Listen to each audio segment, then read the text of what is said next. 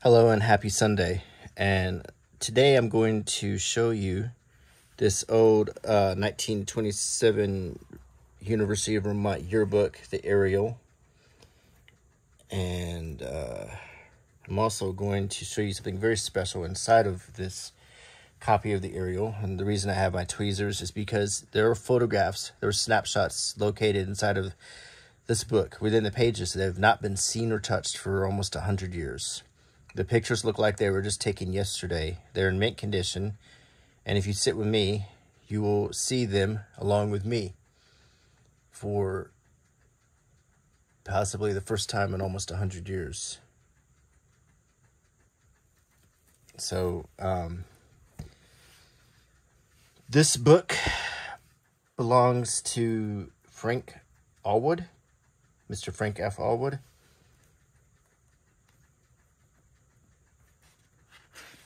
And this gold leaf. Fine quality paper. You can see it's watermarked. The Ariel for 1927. Philip Brock Daniels is editor-in-chief. Carl Simpson, business manager.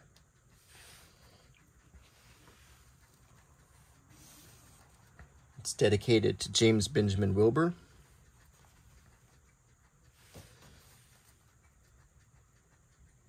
There's a battle scene in the logo there.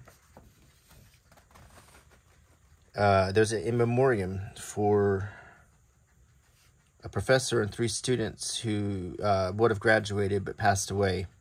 The professor was Dr. Henry Crane Tinkham, the class of 1883, and he was the dean of the College of Medicine. The 3 students were Leland John Cahoon, Irene Myrtle Fletcher, and Elliot Lincoln Sawyer. And I don't know the circumstances of their death, but I don't know if it was a drowning or a car accident. But for some reason, these 2 boys and 1 girl were killed before they could graduate. We get to the tradition portion of the book. It seems highly fitting in this book, based on tradition of Vermont, that we should point out our salient feature. In June of 1825, the Marquis of de Lafayette, with trowel in hand, laid the cornerstone of the old mill, revered by all Vermonters. Then, in June of 1925, just 100 years later, the hill was again the scene of such a ceremony, with the same trowel which had been employed by Lafayette. The Honorable James B. Wilbur spread the mortar which was to hold in place another cornerstone, that of the new Ira Allen Chapel. And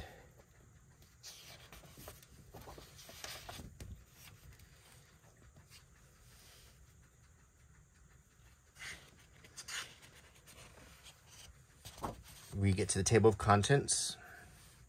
University, classes, medics, athletics, organizations, and women.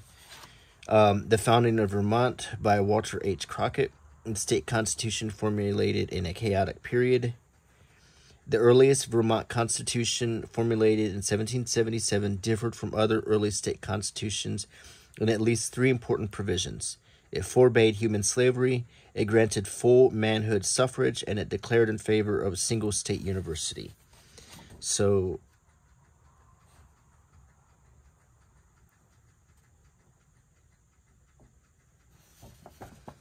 and we come to our first snapshots. So these snapshots were taken in 1927. They were both taken on the same porch. And as you can see, they're in nearly perfect condition for being 96 years old. The back of the first snapshot says, "A violin that was in the attic. I played it some." And I don't know if this is the owner of the book, but I'm not sure who the man is. And then this young lady was also photographed on the same porch. Try to get a good look at her.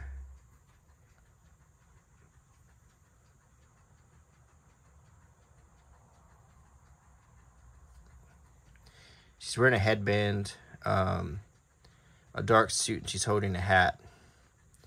There's nothing on the back of the photograph here, but these are two glimpses of nearly a century ago that you're getting to see for the first time. So we continue the book with more history. Kind of take note of how well printed this is. With the borders, you have the dates. It's very well done.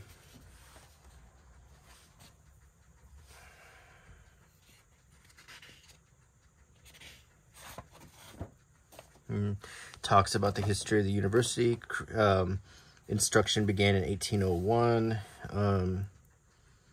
Mathematics professor voted a salary of $348.71, probably annually. It was used as a barracks during the War of 1812.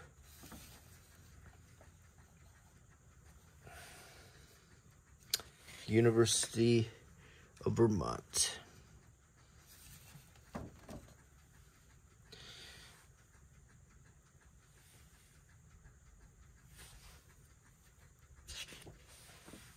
And we get to a nice photograph.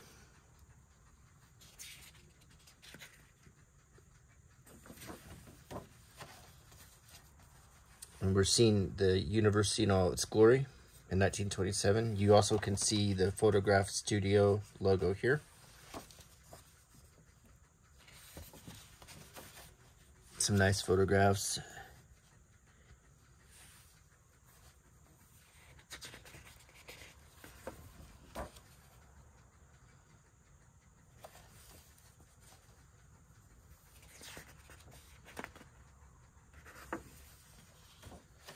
And there's Dr. James Benjamin Wilbur, donor of the Ira Allen Chapel. Now we get to the university. This artwork probably done by a student. The Board of Trustees. Guy Winfield Bailey, Robert Roberts, George McClellan Powers, James Benjamin Wilbur right here.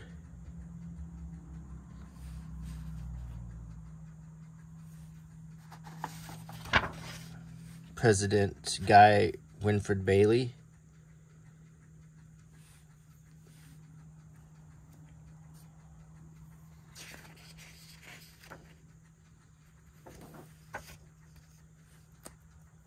And get to lists of faculty.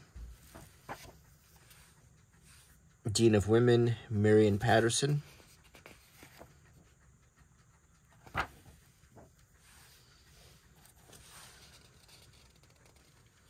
College of Engineering.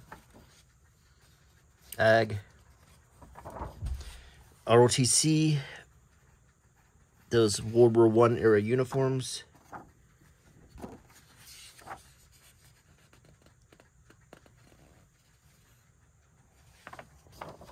Then we get to, we're still kind of coming right off World War I, so there's probably a greater influence on ROTC at this point.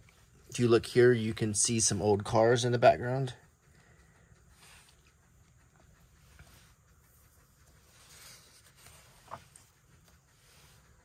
More ROTC cadets. The ROTC band, a rifle team wearing their civvies. Then we get to quite a lot of the ROTC. Shows them using a mortar right here. Target practice. Competitive exhibition drill. And now we get to classes. And seniors. Look how they're dressed in this picture. Just...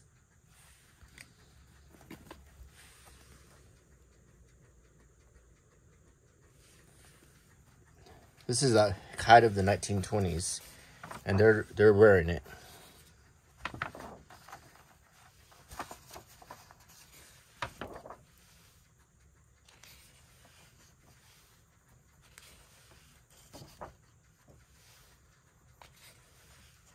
juniors.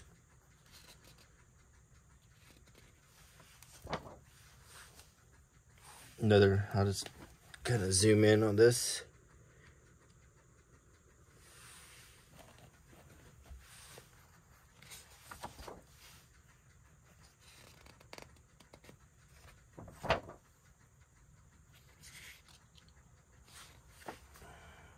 George and Art. And someone signed, Larry signed his name here. Larry Averill.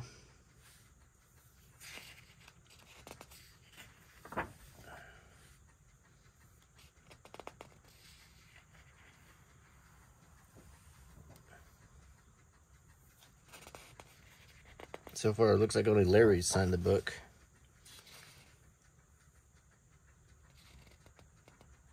Look at the nicknames. Like Stuart's nickname was Stu or Stupor. Oren's nickname was Obi. Henry's was Butch. Art's was Chappie.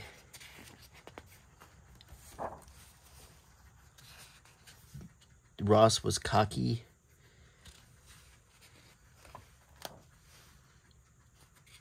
Phil signed it right here.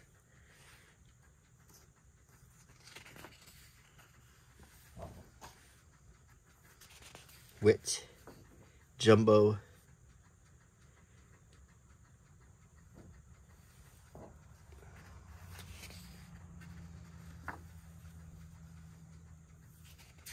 his nickname was Noisy. And it looks like George signed it right here. George Gold.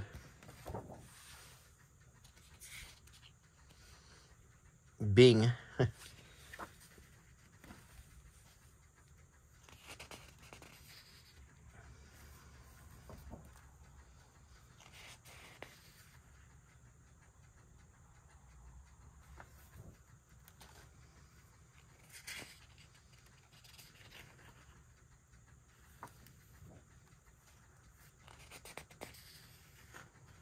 Ray signed it.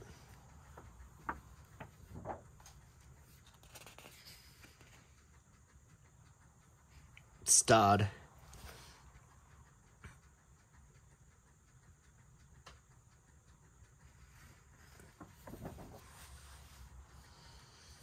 Doc signed it.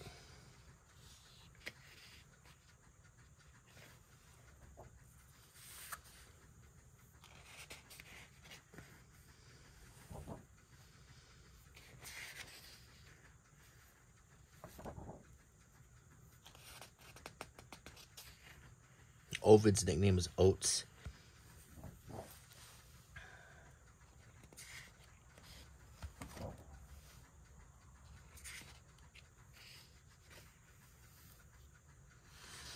Carl Simpson signed it. Nice signature.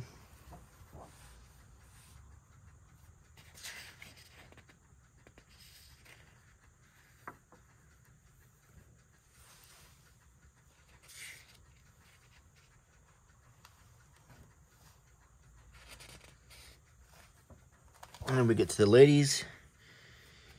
Catherine, Mildred, Doris went by Dot or Pete.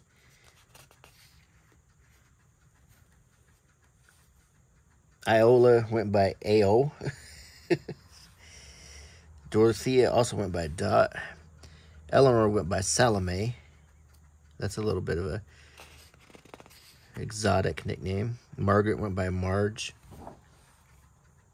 Charlotte went by Charlie. She was probably the tomboy. There's a picture of her like hiding behind a tree. Lucille, Ruby went by Ruben. Charlotte went by Crappie. Priscilla went by Pussy.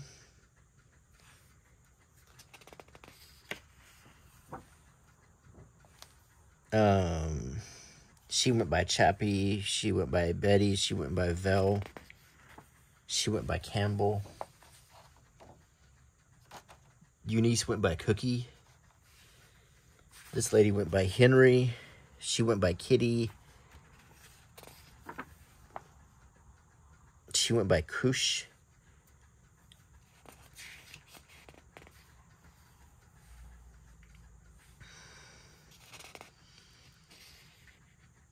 Ruth went by Rudy. Ruth here went by Toots, or Toots. Gladys went by 40.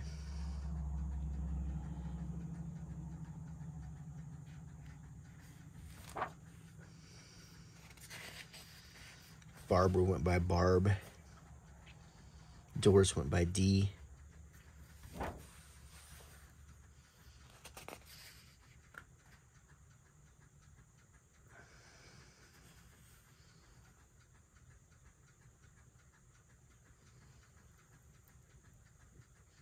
Irene went by Weenie.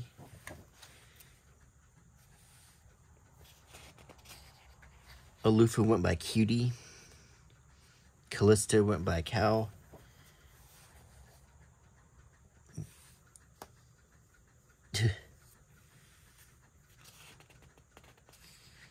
Harriet went by Brother or Brud.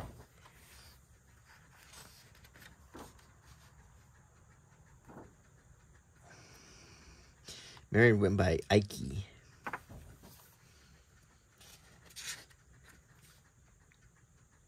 Polly, Peg, Marion, Putt, Belle.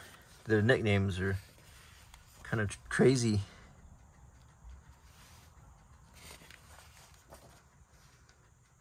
Stod, Myrtle.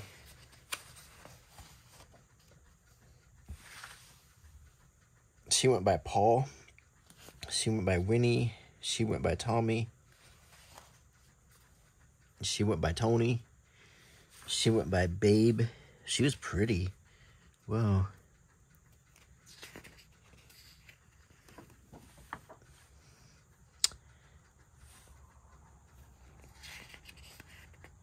Yeah, it's like, she signed it. Anna Page Ward. She was a very pretty lady, too. And Helen Konstantin Petruchuk. She was from Kamenskaya Don, Russia. I guess she's the exchange student. And here's the ex-members of the class in 1927. I'm not exactly sure what that means. They just didn't graduate? I don't know. And Cannon Room Museum. And get to the sophomores. Another group photo.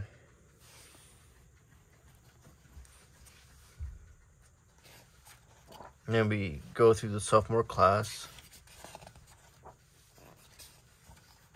And we get to the freshmen. And see how they're dressed. Here's the freshman class. It's huge.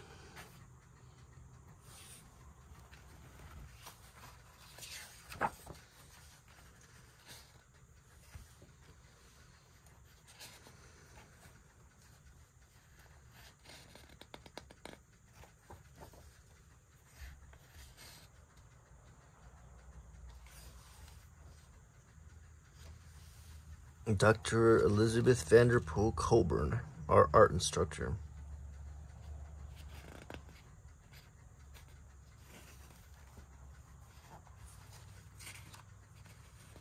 And there's a little poetry and everything with each one of these students. Yearbooks were a big deal.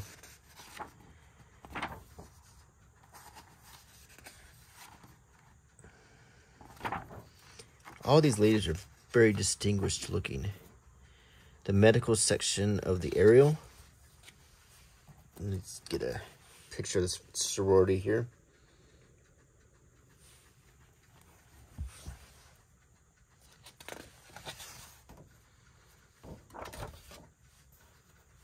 It's an in memoriam for Dean Henry Crane Tinkham, MD.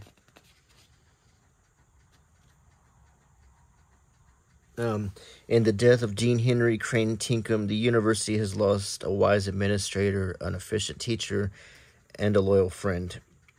In his service, always unselfishly rendered, he labored uneasily for the perpetuating and upbuilding of the College of Medicine. His loyalty to the knowledge of the state caused him to plan and work zealously for his institution, realizing that its loss or the impairment of its efficiency would seriously affect the welfare of our citizens. The College of Medicine was to him a living being over which he exercised parental control and interest.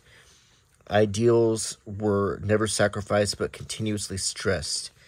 In his service of more than 41 years, no one ever questioned his motives, but without exception all recognized his unselfish loyalty. A master of the technique of his profession, he imparted that knowledge to his students, but an equal stress was placed upon the necessity of a proper observance of the ethics of his profession. As a member of the University Council, he always acted in a judicial capacity in the consideration of questions and without prejudice discussed the rights of the university and the student. His interest, ability, enthusiasm, and uniform spirit of optimism were characteristics that were combined in him and were reflected in his administrative career to a high degree. When the final history of the university is written, much credit should justly be given Dean Tinkham for the status of the College of Medicine during his administration. So that's and I'm glad that I'm reading this because this guy's recognized even today. We have an acting dean from the class of 1881.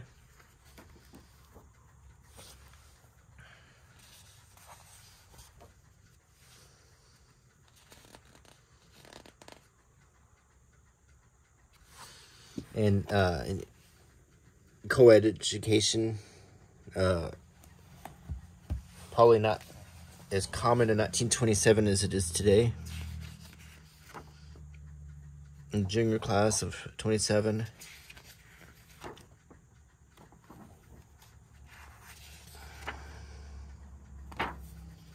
And we get to our next photograph.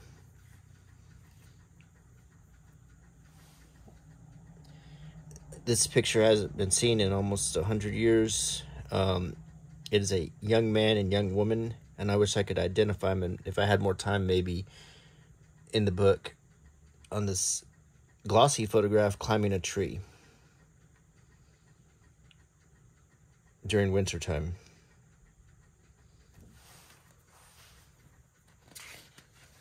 So you've seen the third photograph that hasn't been seen for nearly 100 years. Sophomore class of 28.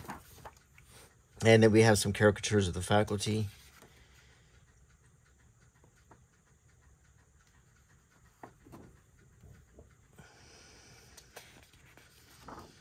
It's just pretty interesting. And it's a military. These are training to be, I guess, military medics. And medic humor. Gentle jabs. Miss Bailey is their little queen, and Mr. Beck their modest one. Johnny Boardman thinks he's keen, and Bizzer's name just can't be done. Bizro. Whip Catlin's tongue is sure bewitched, and Fallon's just a henpecked man. Foster's girl sure got him hitched, and Gervais' line requires a fan. Parson Godfrey's nerve is bad, and Wilbur Judd hates prohibition. Harold Levin makes them mad, and Matt McGreevy lacks ambition. Harold Puller's quite a grouch, and Snooky Sidwell is much too wise. Ralphus Streeter needs a couch, and Smooth Bill Tyler's in disguise. Warren Witten's going wrong, and the entire crew's a bunch of freaks, and Crabbers of the course run strong, and the Arthur knows what he speaks. That's probably hysterical if you knew all of the people that little poem was talking about. We get to the serious medical school pictures. And we're looking into fraternities, actually. And the sorority Alpha Gamma Sigma. And there's some sorority girls. We get to athletics.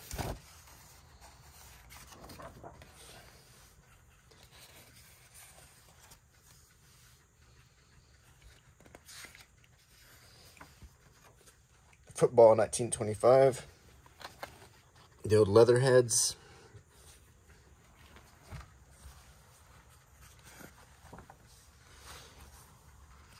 This is what football looked like back then. This is what college football looks like. Completely different than today. We got some autographs. Bob Thompson signed this right here.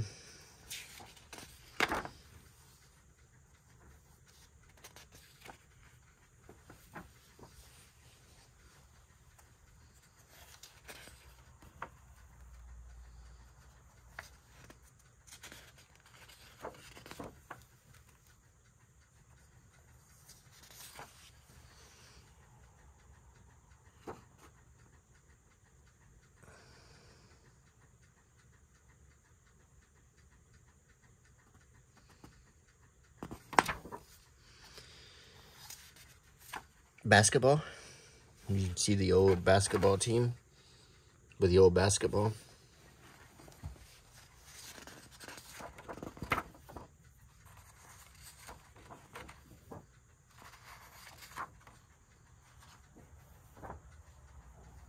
Baseball. Old-timey 1920s baseball uniforms.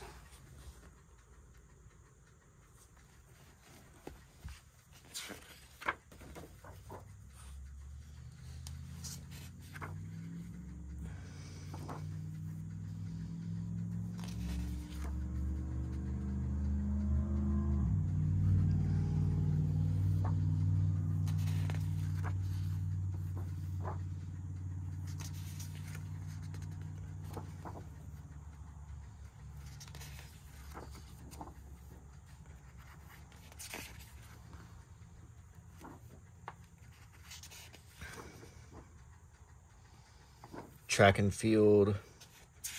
Cheerleaders were generally male back then. The female cheerleader was a more recent phenomenon. Tennis. Skip through hockey. Cross country.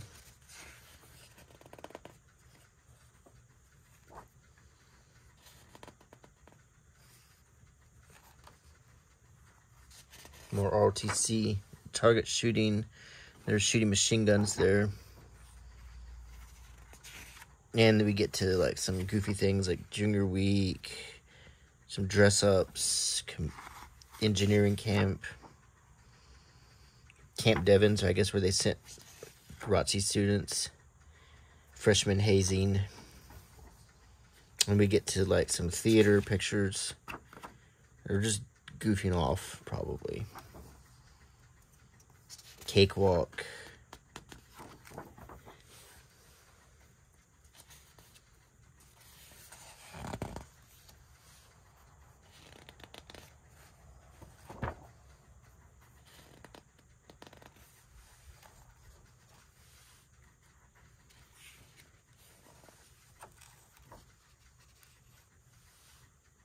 These are a lot of funny pictures that they made, like pants splitting and just goofy stuff that they did in their idle time.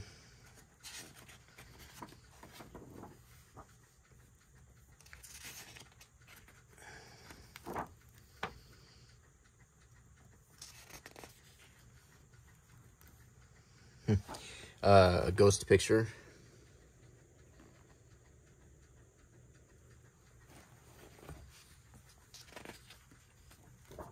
And the dances at the university gym.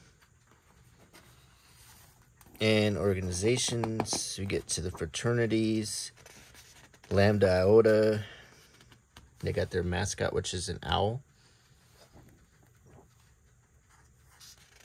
Alpha of Vermont Sigma Pi, or Sigma Phi, sorry. Delta Psi. Alpha of Phi Delta Theta. When I was in college, I was only in academic and service fraternities. I was never in a social fraternity, so I didn't have to go through all of the rigmarole of learning the Greek alphabet and all of that. I was in Beta Alpha Psi and some academic ones.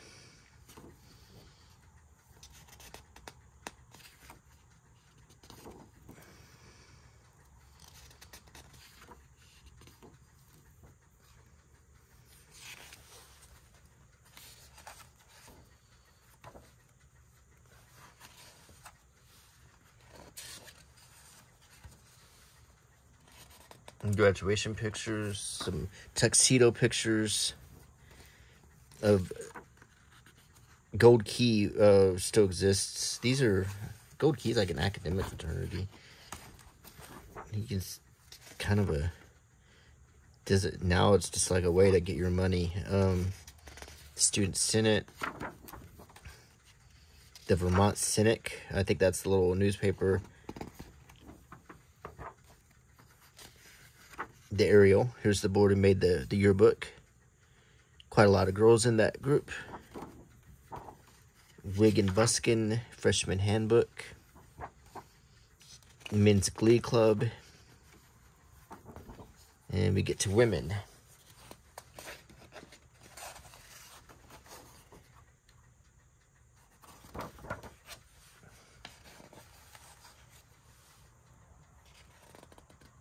Mask and Sandal.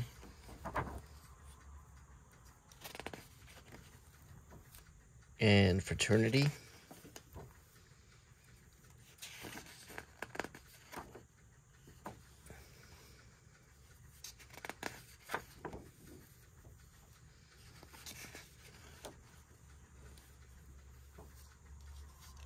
Seen a lot of flapper looking 1920s girls. Well, not really flapper looking, but some of them undoubtedly were at this time. Women's athletics. And Ms. Martin signed it here.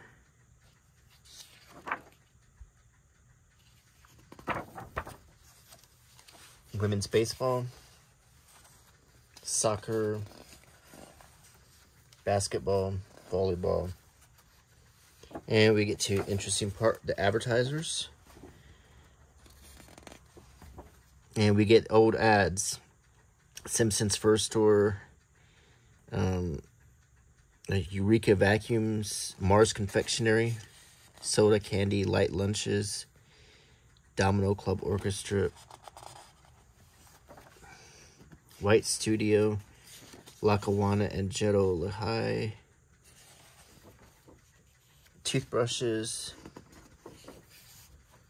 Now we get to our next photograph. This is a very interesting one. And once again, it looks practically brand new. Two girls ice skating and having a great time. Nothing, unfortunately, on the back except a number 8. In such good shape.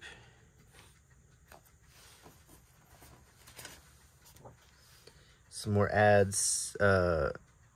Visit Burlington's most modern restaurant. Park Cafe and Sea Grill.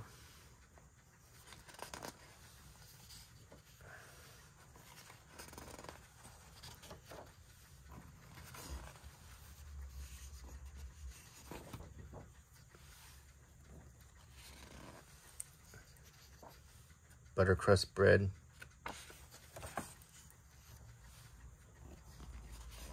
Burlington lunch.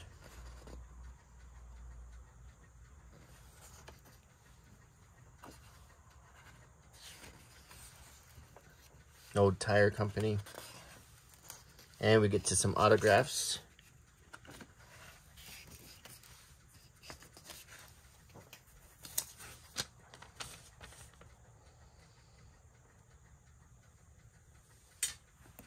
The book is a little bit frail right there, so I'm going to try to take care of it. So just to recap, we saw the 1927 Ariel, went through each page of it, and came across 4 photographs that have not been seen in almost 100 years. So I hope you enjoyed the video and found it interesting, a little glimpse into the past. And if you like my channel, please subscribe. Give me a thumbs up if you liked the video. And please leave a comment. Until next time. Bye.